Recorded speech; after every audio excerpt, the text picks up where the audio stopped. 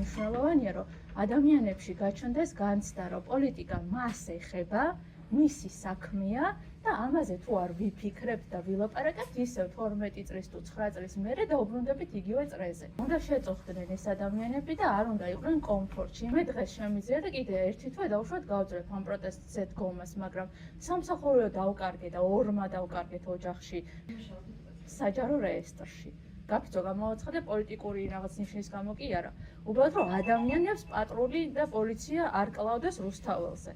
ამის გამო დავკარგე სამსახურე, თქვენ გონიათ ახლა რომ აქ ამ ჩვენს სივრცეში არის საშუალება რომ კიდე ახლა ორი თვე რა უხელფასოთ ვარ, კიდე გავშერ და ორი თვე უხელფასოთ და ვიცხოვრო, წავალ და ჩემნაირი კიდე ბევრი წავა და დარჩება აქ სადღეგრძელოები და რა იყო 20 წლის წინ.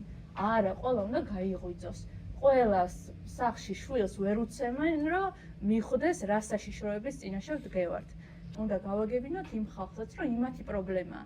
და შუბას რო ჩაიცვალ ქუთაისში და მიდიხარ თეატრში, რომ პროპაგანდის ტელევიზიაზე მომუშავე ათასობით ლარიან ადამიანს კიდე დაუმატოთ ხელფასი და იმღეროს ჩვენთვის მნიშვნელოვან ადგილზე ქალაქში და არ შეექმნება არავის პრობლემა, არ შეიქმნის არც მომავალში.